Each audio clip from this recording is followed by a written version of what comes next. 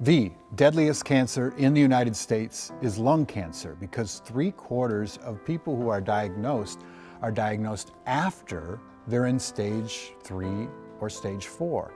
And this year, Minnesota nonprofit A Breath of Hope is celebrating 15 years of education, awareness, fundraising. Nancy Torreson is the executive director of A Breath of Hope, and we welcome her to the show this morning. Hey, Nancy. Hi, thank you, Chris. Thanks for having us. Thanks for being here. And I was swept away by your nonprofit last year. We did the gala, and Bobby kind of hooked me up with that, and I'm just so honored to be there.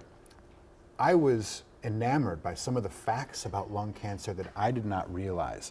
For instance, lung cancer is often associated with smoking, but that just really isn't the case in reality. What are some things that people might need to know about lung cancer? Yeah, I think just the basic stats that we work off of to develop our programming and to try to create impact in the field, the most basic facts, I think what you said, it's about 74% are diagnosed in stage 3 or 4.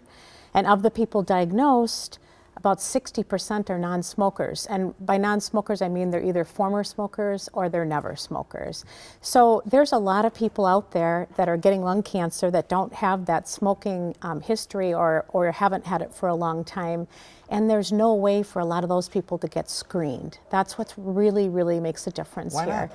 Well, so the USPSTF decides and makes recommendations on screening, and then it goes to Medicare and Medicaid, and then it goes to insurance companies. But, it's just, I think of this cancer as almost like an underserved cancer. Even though it's the #1 cause of cancer death in the U.S., it's actually treated differently than other cancers. It gets less funding per cancer death, it gets less research funding.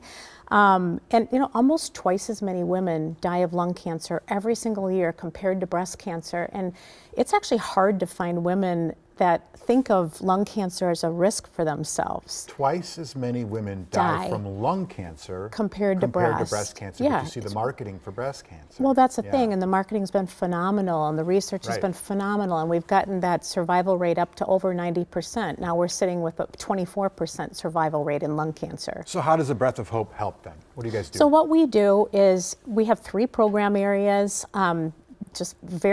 I think all 3 very important to address an underserved cancer. One, we're actually funding research, and we've set up a process internally using some phenomenal physicians from the state of Minnesota as well as some national physicians, and we vet the proposals that come into us, and we fund translational research, which is the kind of, that's the research that happens right before it goes to the patient and goes to clinical trial and things like that. So that is an underfunded area, and so we fund it, and our vetting process is tight. So the people we're funding at Harvard and MIT right now, they're getting published. Select them. Yeah, we hand select them, and they're doing phenomenal science, and that's one of the 3 programs. Awareness is another one. And then the third one is patient and family support, which is mostly just here in Minnesota. So the gala is on the 10th. It's coming up next Friday. Yeah. And you're coming, and you're going to be a celebrity server. I hate that word. And you're going to be wearing a gold sparkly jacket. Thank you. Okay, great. So you brought it. You can actually try it on if you want. If it doesn't work, we're going to be very embarrassed. I'm just going to hold it up. I'd love to try it on, but I got a microphone. You hold it up. It's beautiful.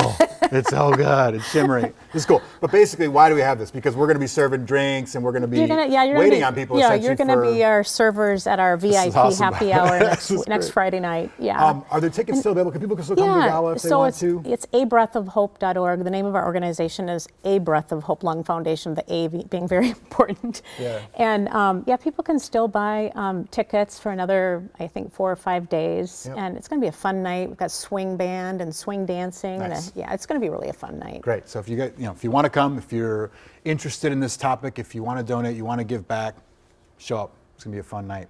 So the Shining Bright Gala, it's this Friday again, November 10th at the Renaissance Minneapolis Hotel. It's at the Depot. We'd love to see you there. We have a link at care11.com if you want to register.